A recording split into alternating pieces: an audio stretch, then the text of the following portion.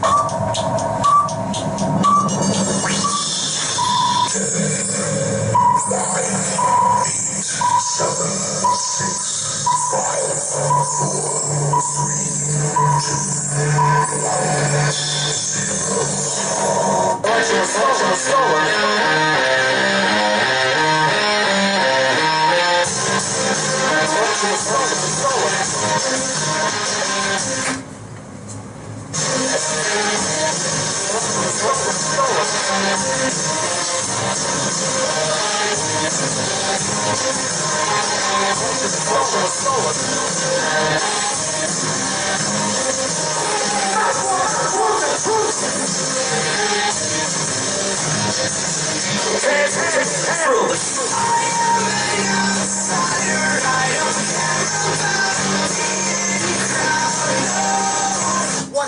happens when truth doesn't matter anymore? Good morning, everyone. Welcome to another episode of The Outsiders. I'm your host, Sean Sims, with my co-host, superstar Doc Cheatham. Good morning to everyone. We're going to start the show off. I had a show prepared. Doc had things he wanted to say, and we're going to get into all of that. But there's breaking news. The Outsiders is putting this news out, breaking news of what is happening. And I'm going to start it off this way. On April the 12th, 2023, a date which will live in infamy, the Church of Christ in America was suddenly and deliberately attacked by BGE. This cowardly, dastardly act by BG&E, and this attack, frontal attack on the church by cutting off the power of a church. Oh my goodness. In Baltimore. And this is breaking news, so what I'm going to do, I interviewed the pastor of the church, Pastor Alvin Gwynn. Oh my goodness. This morning. Alvin, senior or junior? Senior. Senior, okay. Yes. He and I know each other well, president of the Ministerial Alliance. And he called me 9 a.m. this morning, and I saw on my phone, Pastor Alvin Gwynn, what's going on? And he proceeded to tell me that this cowardly, dastardly act against Christians, against the Christian church, by a power company, a frontal attack, cowardly, dastardly act. I'm going to play that interview, and I'm not going to wait. I'm going to play it right now. Here's the interview with Pastor Gwynn. Hello, Pastor Gwynn. Yeah, man. Okay. So what's going on with your church and the power? It's off. You understand? They turn off. I've been back from the beginning. I said, you're going to turn off the power in God's house. I said, this has never happened in recorded history that I know of anywhere. You know what? First they overbilled me. I got billed for $32,000. For a church that's open on just Sunday and on noonday for Bible study, you know what I mean? It's only open 2 days a week. Well, okay, we are the Outsiders, because I'm going to let everyone know this. I'm doing an interview with Pastor Alvin Gwynn. This is breaking news. BGE has taken the power, cut the power to his church, and we're just finding out. Pastor Gwynn, what exactly happened? What exactly happened is that I started getting these erroneous adventure bills. My adventure bill like quadrupled. I called and complained about it, made arrangements to pay it. Of course, you couldn't pay that kind of money. Then it sent a turn off notice and said, you got to pay the whole thing or we're going to shut you off.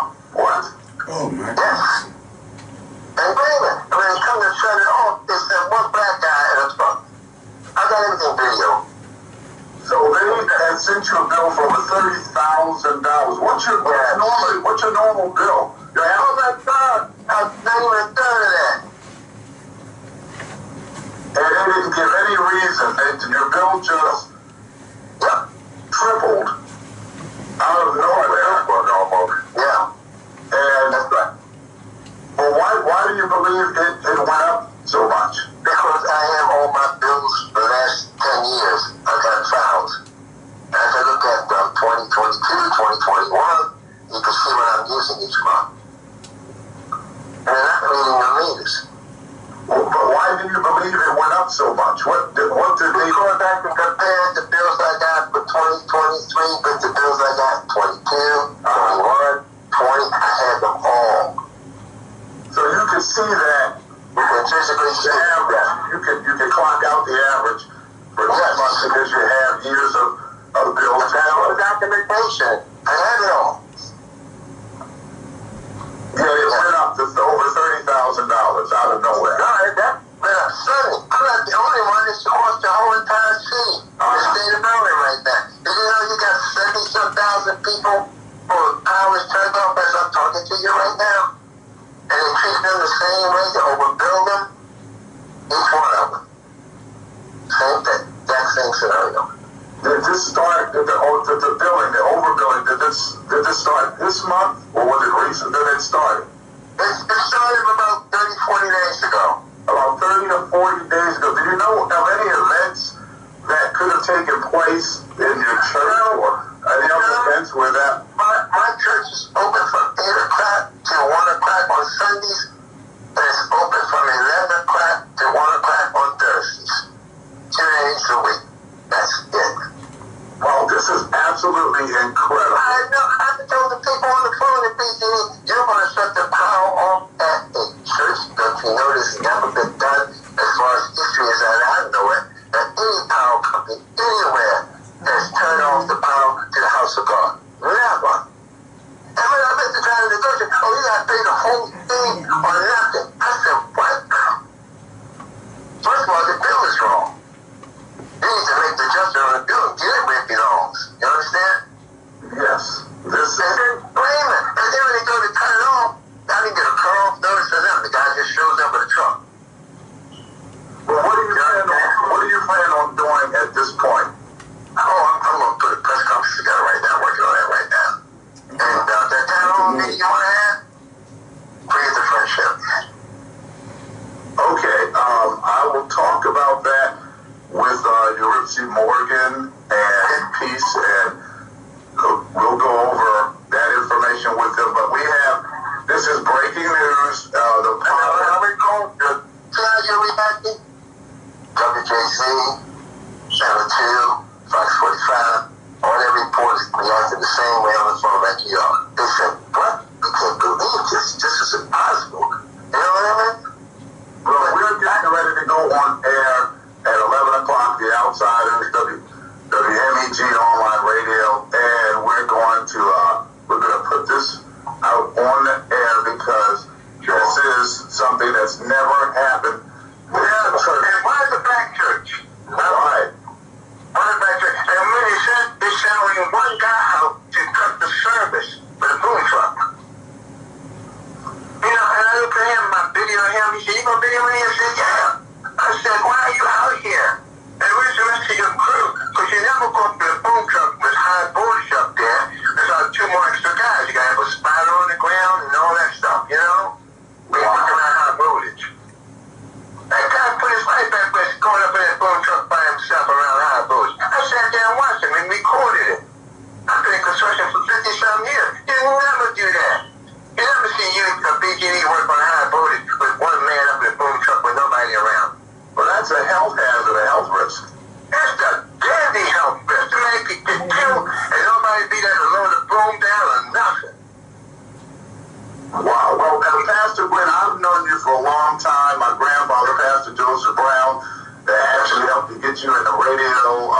This is a huge story, and the Outsiders are going to make sure that we get this information out, what has happened, and what I'm going to do is I'm going to give you a call a little bit later on, and thanks for giving me this interview.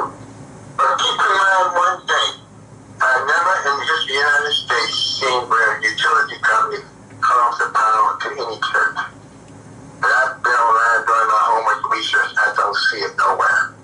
Well, we're going to stay on this. Especially the black church. Why the black church? Why us? Why start with us? Horrific, terrible news. This is How the TV stations reacted when I called them this week. Wow. So I'm trying to get a press conference set up for Monday. But there's no stations. I'm going to call them and also CNN and the Associated Press. I'm going to call them before the show. okay. And outsiders, make sure you have us there as well.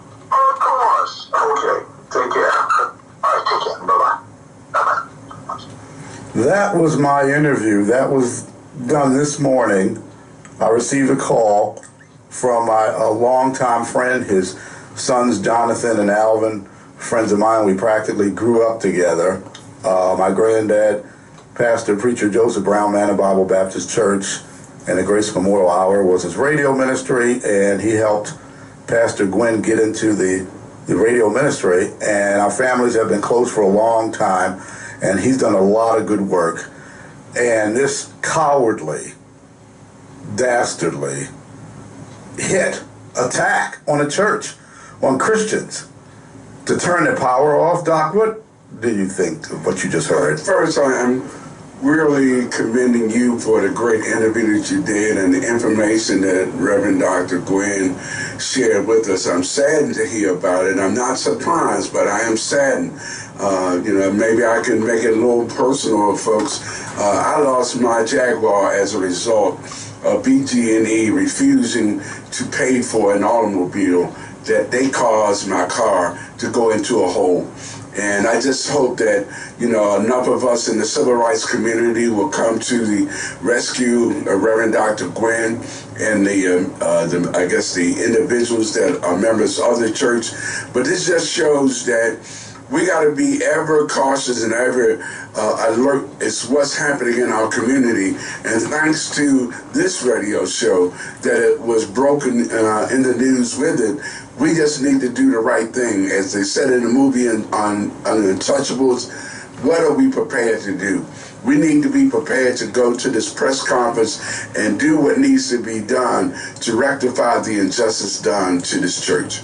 This is a infamous, historic moment of huge proportions, because I grew up in the church.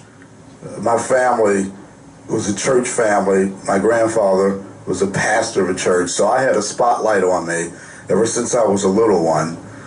Growing up with a grandfather who's, invited to the White House, and he's on TV and radio. I actually got involved in the ministry for years in the production and the radio part and TV and the contracts and handling studios all over the country and dealing with them. And I've seen a lot, and I've heard a lot, and I know a lot of what goes on. But this BG&E situation to attack Christians, because that's what it is. It's a demonic attack. I can say that because there are a lot of Christian folks out there who are listening to this and will be listening to this, Facebook, YouTube, as well as listening right now. They know what this is. This is an outward frontal attack on the Christian church. There is absolutely no reason except just pure evil for this company. And I noticed what he said, that it was 30 to 40 days when his bill increased. And what happened recently with BG&E that was in the news, Doc? What was the big news that happened recently? Well, we definitely know that a deal was bartered between the mayor of the city of Baltimore and BG&E. It's just one exposed injustice after another, and BG&E seems to be always in the middle of these unbelievable actions. This is unbelievable to do that to the church. You mean to tell me they could not negotiate it and figure out a way, one, whether or not their bills were adequate and just, and two, you know, how do you resolve the issue? You don't cut a church electricity off. Well, when you have a situation where you have gained control of the conduit, Okay. Maybe you may feel a little emboldened to do things to attack, I guess, organizations or people you might consider an enemy. Maybe you might use your platform, which is the conduit system, since you have been emboldened by the mayor and since you have him in your back pocket, to go after your enemies.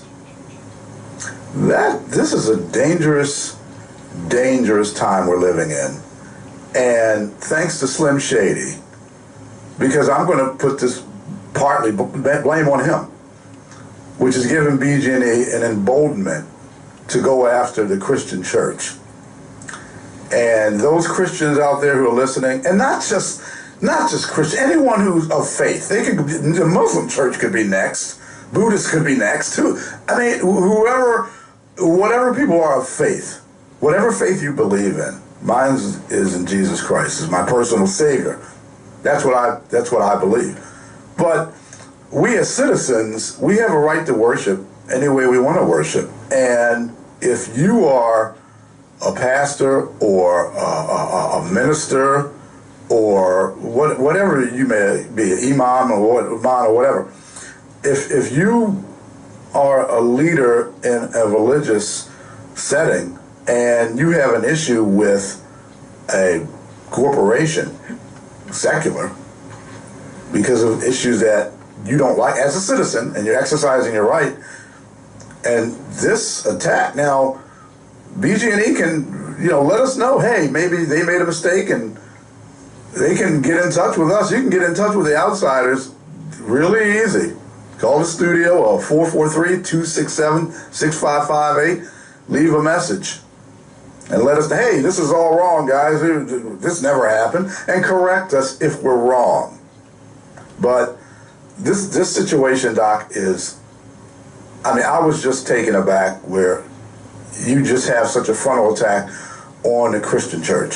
But I would like to ask the listeners that have capabilities to be at events that are happening this weekend, and you happen to see the mayor, is to address this publicly to him and with him, to ask him what's going on and whether or not he is interceding to bring justice to this issue. So I'm saying, one, we can use the fact that we have this outward information that's coming from the outsiders, and the outsiders alone in first. Let's use this to our advantage. We're going to see the mayor somewhere around this weekend, and let's address this issue. Let's not give him a pass. We may not be good at doing it as Fox 45 does sometimes, but we need to irritate him, let him know that we're in trouble about this issue. Yes, this young man, Slim Shady, Brandon Scott, I've got a lot of information from people who know him, including family members, close friends of mine, people who have helped him in his campaigns to get him in. And the story is going, what I'm getting is, okay, not the sharpest knife in the drawer, but he seems to want to do the right thing. That's pretty much what I was getting. And got in, and this power kick, this strong mayor system, which needs to be eliminated, basically went to his head, and he got too big for his britches. So I'm going to go ahead, and there's disturbing situation that's going on with, I guess, leaders in the church, Catholic Church, this Dalai Lama business that's going on, since we're in a religious mode right now. But this has to do with some pedophilia lawsuits and so on. But Could we go to cut one, Nicole?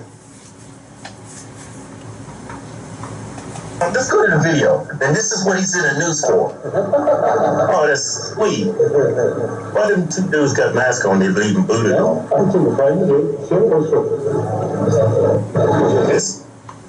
This is kind of sus. This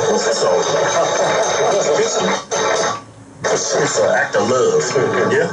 This is what's gonna get. Is that his daddy or something? I don't know. My tongue. You suck it. You don't suck it. I cut it right there. Cut it. I ain't seen enough. I haven't seen enough of the dude with the blanket. And other clergy and church staff are named, 42 of whom are still alive. They're accused of abusing more than 600 children over the course of several decades. Attorney General Anthony Brown calls the details of the cases featured in the report disturbing. What we learned is that the incontrovertible history uncovered by this investigation is one of pervasive, pernicious, and persistent abuse by priests and other archdiocese personnel. What's going on with this pedophilia business with these religious leaders? What is that all about? Well, it's clear one gets to the, I guess, state of mind that you have all power and no one can second guess or question what you do. But I think what is disturbing to me that from what I've read and heard on TV, the church has known about this for a while. It's just we're getting knowledge of the injustices that have taken place. Can we imagine the hundreds and thousands of people that have been harmed, and some harmed for life? Yeah, it's irreparable damage with what's going on, because this thing with this pedophilia and other things that are going on out, people are well aware of it in the schools, etc. There needs to be a stop to this. Let's just, let's just get right to it.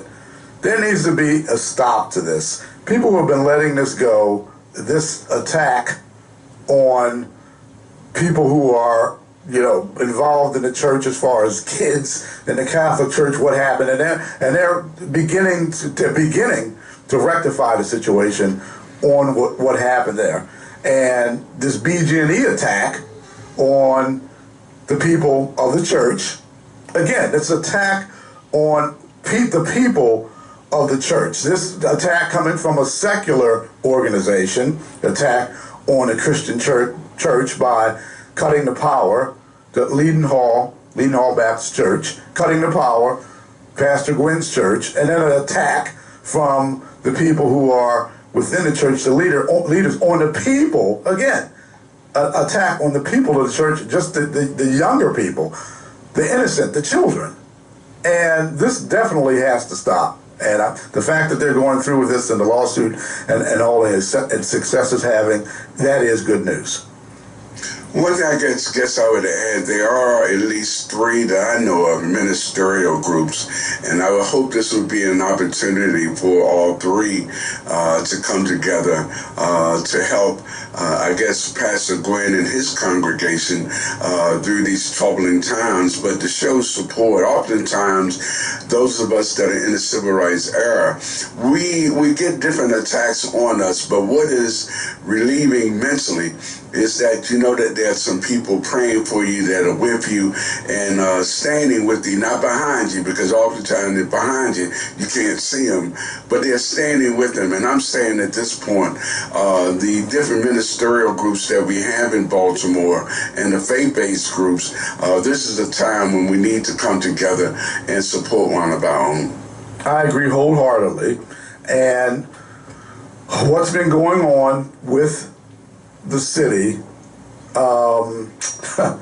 this Monsi, I don't know what it is with this. I mean, when the mayor, the heat is on Slim Shady, it seems like they dust off, prop up, wheel out Monsi, talk about how great things are, and then put it back, and then when the mayor gets some heat, Slim Shady's getting some heat, again, they prop up Monsi as well, bring it out again, and here's a clip on Monsi.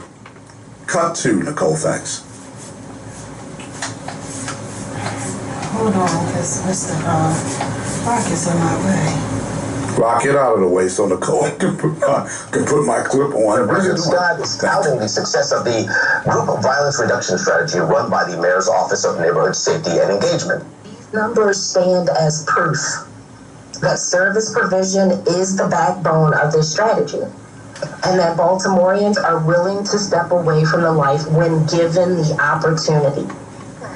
When you start cherry-picking statistics and choosing the year to compare yourself against, I think that gives the public the impression that you're trying to mislead them into thinking that the streets are safe. Even with homicides and shootings, we still have the highest per capita rates in the country.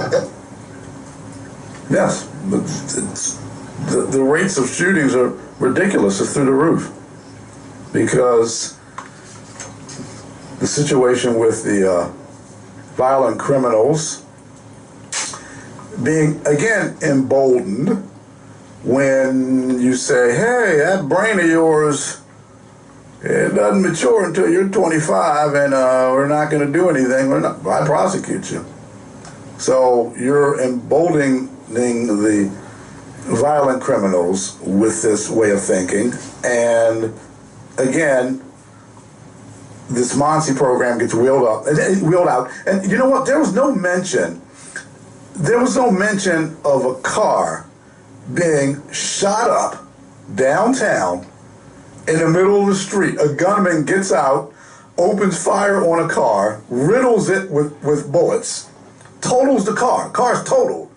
The driver wasn't seriously hurt. You know, thank God for that. But this incident of massive violence went unchecked, unregistered, as far as we know, by the BPD. Now, correct me if I'm wrong, guys. Let me know. And this gunman is running loose. Doc, did you hear anything about somebody letting loose in the middle of the street, riddling a car with bullets like it's freaking a Bonnie and Clyde? No, other than you just saying it, I hadn't heard anything, and I would say most folks that see me out on the street every day, especially in my neighborhood, know that my ear's to the ground because I'm trying to protect my community as much as I can. This is the first time hearing of it. And this was near the harbor area. It was a location last week, I believe. And oh yes, the outsiders do get the inside information. The mayor's office, as far as we know, at the outsiders, with our contacts and information, the mayor's office has yet to respond to this horrible incident, and the folks who have been trying to get some answer and a response from Slim Shady. So this is what's going on, people. So they're coming out and telling you, hey, we got the numbers, what's really going on. This is what's really going on. Oh, really? Oh, really, Monty? Oh, really? Are your numbers legit? They do not include assault in their numbers. So anyone out there that has been assaulted, you are not included in the crime numbers. Let me put that right out there, because my wife and I had an assault case that happened near the harbor, oddly enough, and I went to check, and I said, you know what? That's not included. What happened to my wife and I is not included in these numbers that they're talking about. I mean, the cherry picking or whatever, they weren't included. Doc, what do you think about that? Well, it's kind of frightening. You want your city, federal, city, and state agencies to be as open as they can, especially with the information that directly affects us as citizens. But it's like every chance they get, not every chance, but a significant number of chances that they get, they're patting themselves on the back. But those of us that are dealing with the city on a day-to-day basis, we're not seeing these successes that they are applauding themselves for. Yes, we did have a brief reduction in homicides in the Western District, but we've been screaming and hollering about that for 8 or 9 years. You're going to finally take credit for what we as community presidents, no one has come to any of the community presidents that have reduced crime, but the city takes credit for it. And we know, I know with the crime plan that we've had for the last 6 years, we take full credit for the crime reduction that we've had, and we know that safe streets, ceasefire, we are us. None of them can take credit for my community and my crime reduction. Only I can, and only the people in our community can that have been involved in these 11:30 and 1 o'clock in the morning meetings to reduce crime. So, it's easy to pat your back, but at the end of the day, we're not seeing these statistics being encouraging. We think they're still hurting us. Well, I believe that Slim Shady and this Monsi program, that they're legends in their own minds. They wheel out Monsi when he's in trouble. Sideshow Bob, they wheel out Sideshow Bob to come on mic and save the day. Yeah, Shantae Jackson. They wheeled out Sideshow Bob and dust Monsi off, just like I spoke about, and tell everyone that everything is peaches and cream with the crime in the city, and Mayor Scott is mom's apple pie. No, he's not. It's a bunch of crap. Remember, you know what, Doc? Remember the miniseries Shogun back in the early 80s with Richard Chamberlain? Okay. Oh, yeah, very well. Okay. Now, remember... We're all karate friends at that point. And remember, he got caught by the Japanese and it was made to learn the language or he would die? That's right. And I believe the young lady who was supposed to teach him, if she didn't teach him Japanese, and she would die as well. And there was a scene and where he's humiliated by a samurai soldier, and they made him lie down on his stomach, and the samurai soldier stands over top of him and starts to relieve himself, urinate on Richard Chamberlain. I hadn't seen that. Remember that scene? Oh my goodness, that scene. That one. Well, this is what Slim Shady is doing to the citizens of Baltimore City. He's doing the exact same thing, except he's telling them through Monsi that it's raining. That's what's going on. The city of Baltimore is Richard Chamberlain, and Slim Shady is a samurai soldier, but he's telling the citizens, hey, this is good for you, it's raining, while they're bringing out this program and throwing out these numbers. And it's not just that, okay? What's going on in the city with the violence and the crime, and they have the gall, the audacity to come up in front of a mic and a camera and spew this nonsense that's going on. And you know what? Let's go to what's going on. Let's listen to it. Nicole, cut 3, please. For the 8th straight year, Baltimore City streets struck by more than 300 homicides. That's nearly 6 unnecessary lives lost every week. The crime is outrageous. People accountable. I mean, this is a 15-year sentence. And this individual will serve at least 85% of that. In state court, you could be sentenced to 15 years and serve nothing or serve just a few months and be out on parole. It's the same people committing the same crimes. There's no reason that they should be able to do so by staying on the street. James E. Blue III was shot and killed Tuesday on Walker Avenue in Northeast Baltimore. Sources confirm that his wife is a lieutenant with Baltimore City Police, and the department is offering $4,000 for anyone with information about what happened. It's just a high rate of crime. It's all very concerning. All very concerning. With 2 more murders on Valentine's Day, Baltimore City is averaging 1 murder a day. It just seems like they don't have suspects, and I don't know what the lag is. Like I said, if we don't have enough detectives or what's going on. Possible help with jobs and stuff. Like, the people want security, so they're willing to give more leads to things if there's more security. In Baltimore right now is torture. You can't even leave out your door in the morning time and guarantee that you're going to make it back home to your family. Our children is dying. What you doing about it? What you talking about? Believe it. I'm not willing to sacrifice the life of one of my children from Baltimore City. Yeah, escape from Baltimore. I mean, people are leaving, they're getting out of here, but Monsi, everything is peaches and cream, and we're doing better, and look at the numbers, how they're dropping 40% over here and 16% over there, but that's not the reality. Let me give you people a reality check.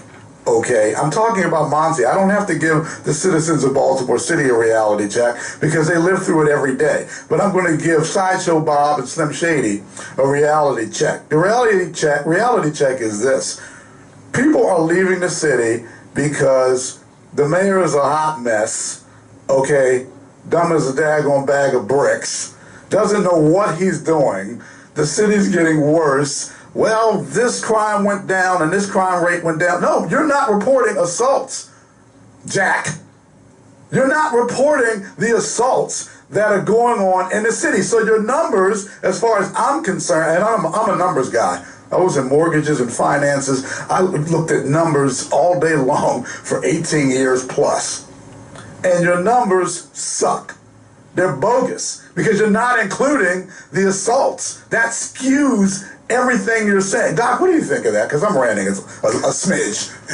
No, I think you're very enlightening with the information you give, because I didn't realize they weren't giving those records statistics. I knew that they were giving the homicides, but I didn't know that they weren't doing on a regular basis. And I guess the fact that I watch and I read the Sun every day and I look at the homicide records, I wasn't really paying that close attention like probably many other residents.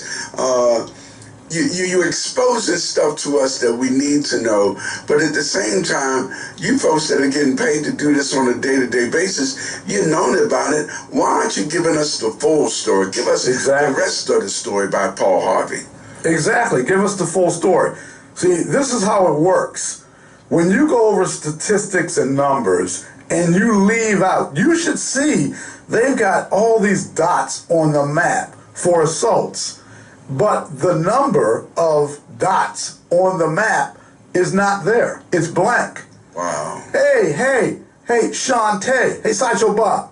Why don't you explain that when you get up there talking about we don't cherry pick?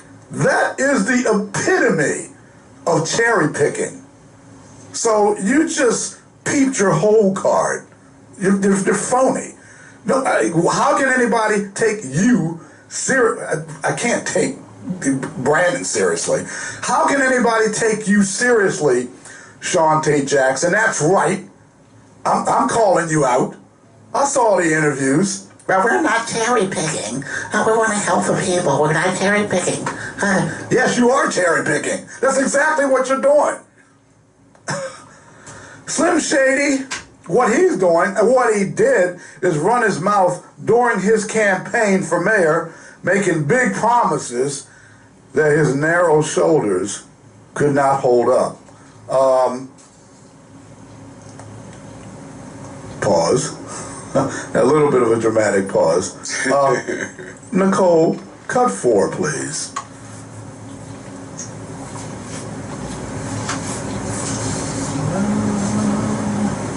As 2022 comes to a close, it marks another year of broken campaign promises from Baltimore City Mayor Brandon Scott. I will aim to reduce homicides by 15% each year in my term, getting us below 300 homicides in my first year. He failed to meet that goal last year after 337 people were killed. 322 people have been killed so far this year, marking an 8th straight year of more than 300 homicides. The crime is outrageous. Scott just can't seem to break the cycle of violence gripping Baltimore, but ask him and he'll tell you he's not doing so bad of a job. I would rate myself at a B minus. But many Baltimoreans say that's not the reality. He gets an F for me because he's not doing anything for the city. What do you think? Doc, what do you think about that? I'm in amazement that one would give one such a high rating. Even if you think you really had it, what data do you have to substantiate you would get a B or B minus? Especially when you listen to the community residents on a day-to-day basis and you see the interviews that are coming on TV. This community right now, and I've been here all my life. I don't love any other city but Baltimore, but these are the most troubling times I've ever encountered in my life. And we have a bunch of elected officials who have a knack for spending it as best they can to make themselves look good. But at the end of the day, we know what the crime and violence is showing. And what I tell folks in my community, where you see crime, there's crime. I try to deal with the crime in my neighborhood, and I figure at the same time I can deal with crime, and it's worked. You know, we have a number of locations that we go to and we keep clean, but at the same time, parents, this is a message to you. We got to do more and better. Those of us with children, we got an issue dealing with curfew. We can and must do better, because at the end of the day, our kids are going to be the recipients of the harm that's coming to them. What happened down at the Harbor area, you know, you got hundreds of kids, flash mob, Harbor area. You know, the first day it happened, I'm sitting there watching this and I'm thinking to myself, I'm with my wife and I are watching this, and I'm saying they need to do something now, because they're going to do it again tomorrow and somebody's going to get shot. And what happened? The next day they did it and someone got shot. 2 people got shot. Surprise, surprise. This is what I'm talking about. Now they want to try to, I guess they're implementing the curfew. That doesn't start until the end of May. What do you think about this curfew? I heard something recently and my community meets this upcoming Tuesday, and we invite everyone to come. We want to have a sensible dialogue to bring out the pros and the cons with reference to curfew. But I do know this. I heard something just a couple of days ago. I was in New York for the National Action Network convention, and when I came back, I was informed that Douglas High School had opened up for evening basketball. And I think when you look at these recreation centers that we have, the high schools, and even some of the middle schools that have nice sized recreation centers and basketball courts and tennis courts, or at least athletic activity, that we need to take full advantage of that. You know, to get our kids off the streets by giving them something constructive and entertaining to do.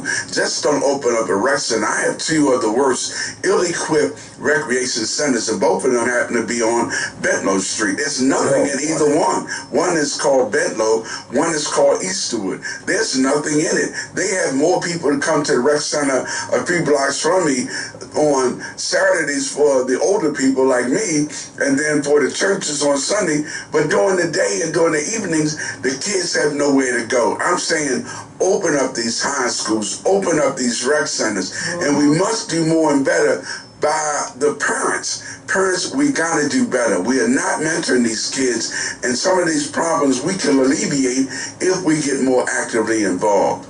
Well, I'm sitting over here listening to you. I'm also listening to Nicole, who is Nicole, what do you think real quick? Get her on the mic. Hold on. So I actually used to be a daycare teacher for Gilmore Child Care Center. Oh my goodness, that's my hood. Right, so when you said we used to take the kids up there in the summertime to go play, so we could tire them out for lunch. And we would go up there, and it was a lot more for them to do outside. But you're so very true. We took a lot of the rec centers out, closed them. They didn't have enough staff. They didn't have enough activities. So we closed down, but we gave the kids no option of what else to do. And now we're stuck with them going down to the harbor with these splash mobs. And so I agree wholeheartely. We have to give them some type of activity, something constructive. The guys like to play basketball. The girls, they like, they like to play sports too. I mean, let's give them something to do. I remember going to a rec when I got out of elementary school until my mom came to pick me up. So, like, why are we not doing these for these kids? And then we keep talking about the violence. They don't have nothing to do. So exactly. Yeah. I mean, if you're closing rec centers down for the kids and they don't have anything to do, and then you stand in front, again, here we go, in front of a microphone, pontificating just this word soup I'm talking about Slim Shady, what happened out at the harbor, and he had his little hoodie on and a little sweatsuit, and I'm like, oh my goodness, wear, at least wear a button-down shirt, look like a mayor, for crying out loud.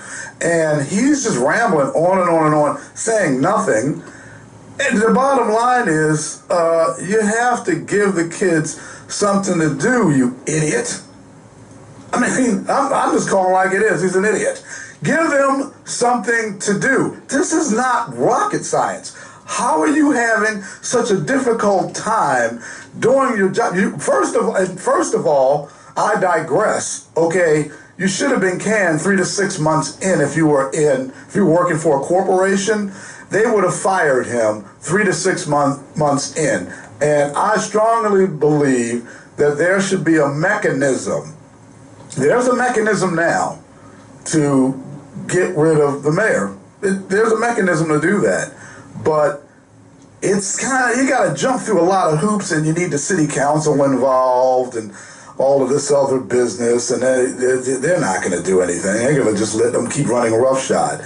You need an amendment, a charter amendment, or to tweak the current charter amendment, something in there where if Slim Shady is not doing his job, which he's not, and he's performing poorly, which he is, that the people have the power. They do have the power, but I believe that the people need a mechanism where they have more power, because the people are the government, in order to remove someone who is hurting the city by their lack of performance, by the fact they don't know what they're doing, or whatever. Doc, what do you think? But I'm certain it's coming, and the reason I'm certain it's coming because I know I'm a small part of trying to deal with it.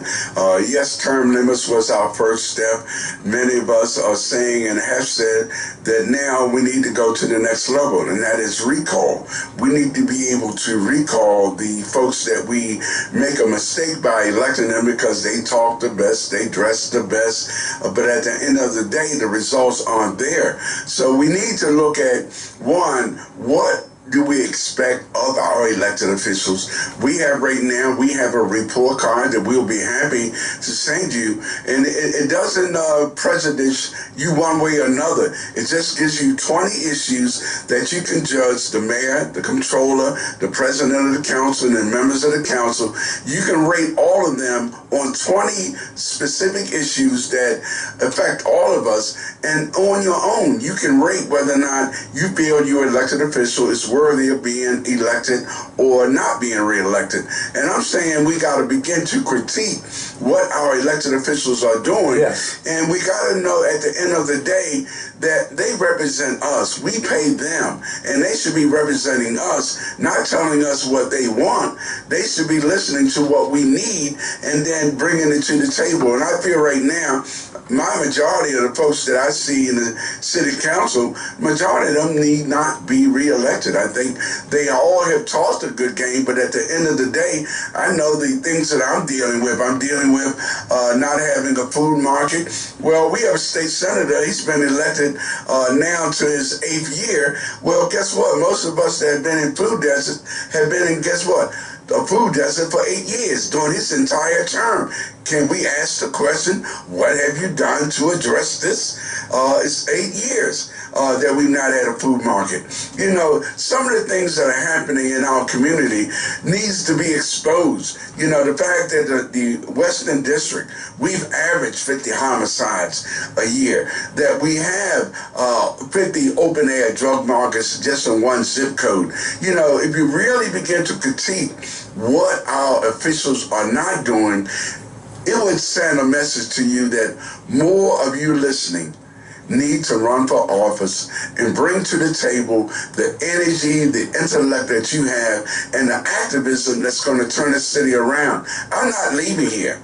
But I'm saying we can and must do better. I believe we can and must do better. And we can, I mean, there's mechanisms that we can try to get in place. We do have mechanism now that we can. Another added mechanism could be the recall. I was calling for recalls since I started this show in October. So I've been calling for recalls as well. There's other possible ways as well as recall. You got to remove and replace. You can have a remove and replace with tweaking the already amendments that are already there. So there are different avenues that we can pursue in order to give the people, and this is the bottom line. The bottom line is to give the people more control and more power. Power up the people. You know, that's what we need to do, Doc. I like that. We need to power up, plug in, and power up the people to be able to know what's going on, give the information to do what they need to do. And I think it's very important. I think you're right, and I also think it reminds me of a song by, I think it was the OJs, you got to give the people what they want. Well, you know, don't give us what you think we want and need. Listen to us. If you don't listen to us, how are you going to know what our needs, our desires in our communities? But we got to get elected officials to come out more. And then we know next year they'll all be in our neighborhoods. But guess what? The last 3 years, I've seen our elected officials very, very seldom, except for when they're doing Kodak motives. Exactly. It's a photo op. It's a photo op, and the people of Baltimore, they have something to say about what they think of the city. And Nicole, can you cut 5, please?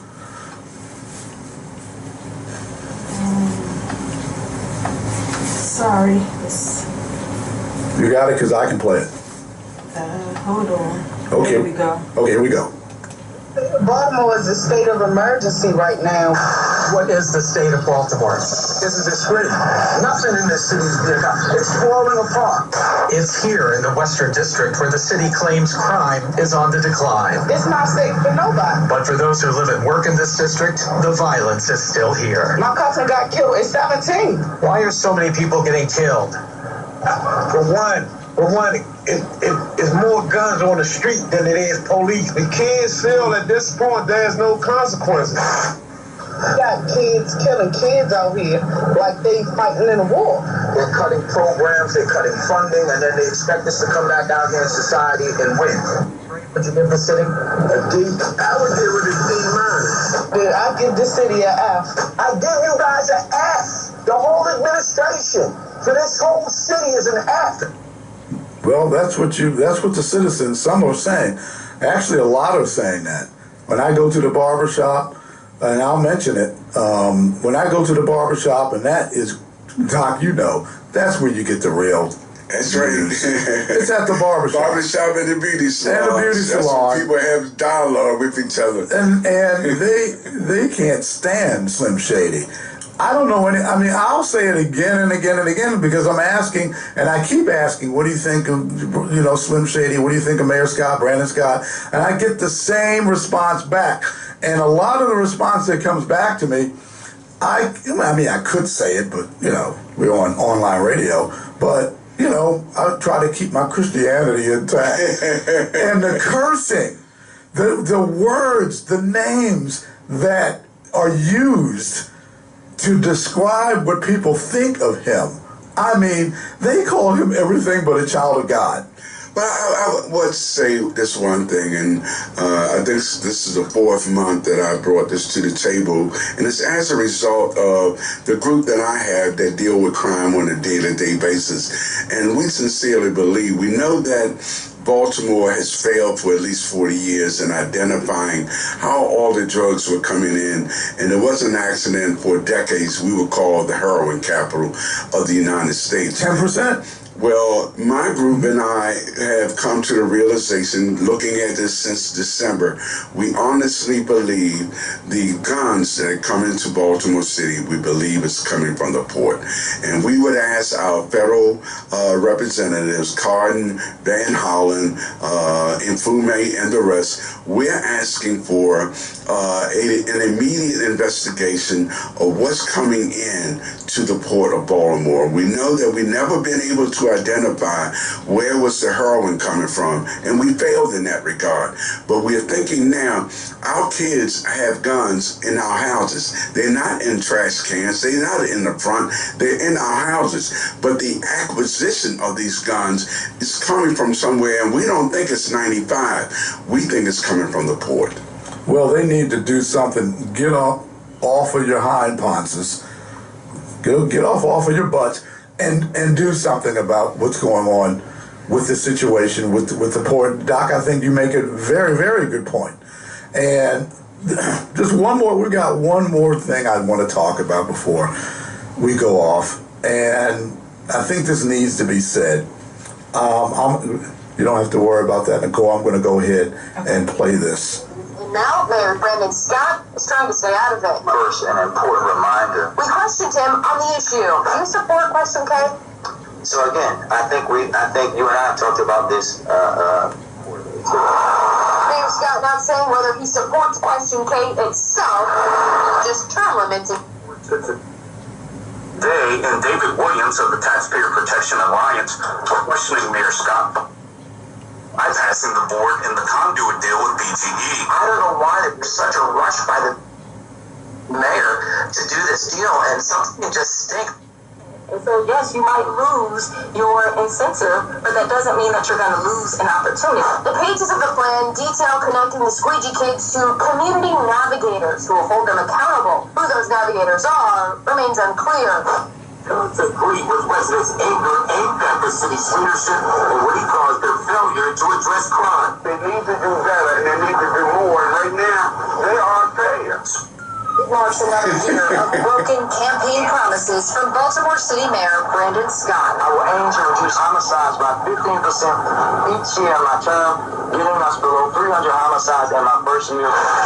He failed to meet that goal. Understand and know that EPA and MDA chose the backwater treatment plant because the plant can handle the pre-treated wastewater and is operating in good standing.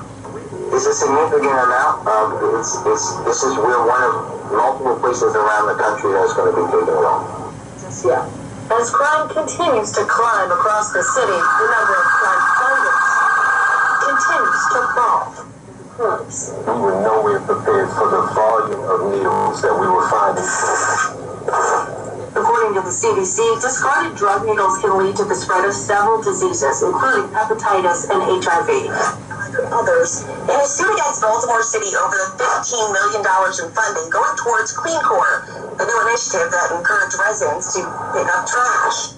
EPW has the funding that they need. EPW has all the funding it needs, and I'm curious as why we don't have all the services we deserve. That's a symptom of a greater sickness. One party in control of the city and the state. One party in control of the city and the state for 70 years. They do what they want to do. You see it in their attitude, their articulation, and their actions. Yeah, that's a problem when you have a monopoly. It's called a monopoly. When you have a monopoly in any situation, whoever's in control, BG&E and the conduit, turning the power off to a church, attacking the Christian church as a frontal attack. When you have that kind of monopoly, that's what you do. You get away with all kinds of shenanigans and you act a fool. Doc, what do you think quickly? Well, 2024 is around the corner, folks. It's almost too late, but it's never too late when you do the right thing. We need more of us to decide this is our upcoming year to run for office. Let's stop talking about what needs to be done. If you agree with most of us, this is the worst we've experienced a city since we've been here. It's time that many of you begin to look at, can I run and do something better than the incumbent? And the answer is yes. The answer is a number of you need to run, but you can't keep waiting. You can't wait till a year out. You're almost a year out already. We need folks to seriously consider running and file for office now.